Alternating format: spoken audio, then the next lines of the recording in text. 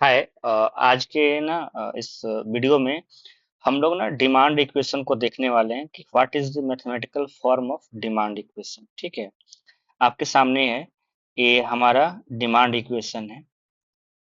और हम जानते हैं कि इस डिमांड इक्वेशन में हमारा ये जो प्राइस है, ये क्वांटिटी डिमांडेड के साथ जो होता है नेगेटिव रिलेशनशिप में आता है।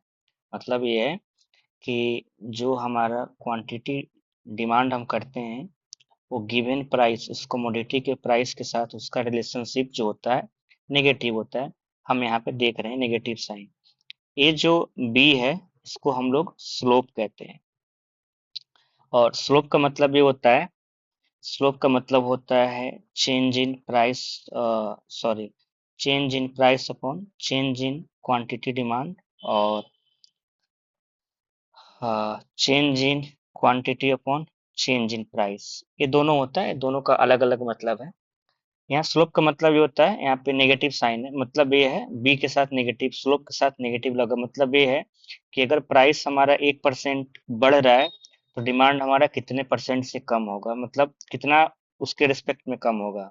अगर प्राइस ये बताता है हमारा नेगेटिव साइन, स्लोप ये बताता है।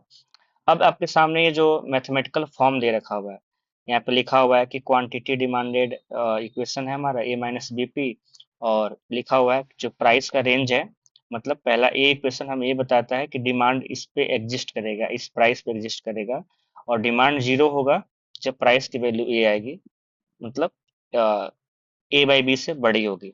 अब इसका मतलब क्या है, तो हम लोग इसको अभी सॉल्व करके देखते हैं। तो हमें दिया हुआ है कि हमारा जो क्वांटिटी डिमांड है ए माइनस बीपी है। तो एक चीज देखते हैं सबसे पहले कि अगर हमारा क्वांटिटी डिमांड जीरो हो जाए, जो भी हम डिमांड कर रहे हो जीरो हो जाए, यानी हमारा A minus BP equal to zero हो जाए, तो हम देखेंगे यहाँ से कि प्राइस की वैल्यू जो है ए बाई बी आएगी।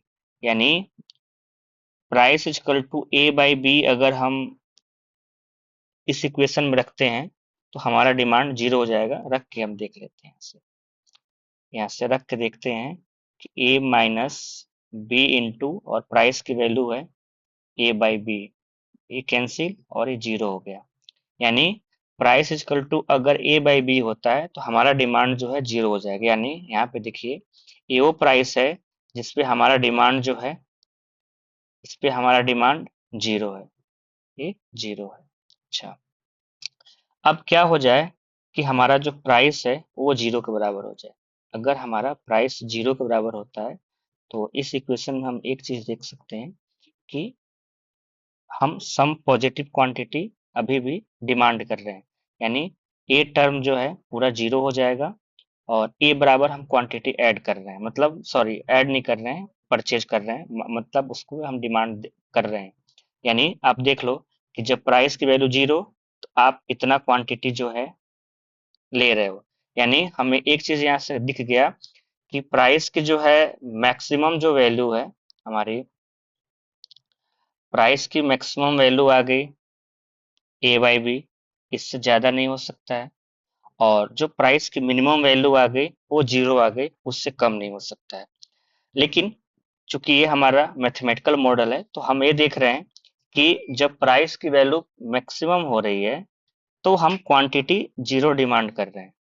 तो आप देख लीजिए, यहाँ पे प्राइस का रेंज है कि जीरो। अगर हम प्राइस जीरो रखते हैं तभी भी हम सम पॉजिटिव एक क्वांटिटी डिमांड कर रहे हैं, वो यहाँ मेंशन है। अच्छा, अगर क्या हो जाए कि हमारा प्राइस का जो वैल्यू है वो जीरो से बड़ा हो जाए, तभी भी हम कुछ क्वांटिटी ऐड करेंगे, सॉरी मतलब वो मांगेंगे, क्वांटिटी हमारी रहेगी, तो ये सेटिस्फाइड हो गया। अब आते हैं ये P less than equal to A by B.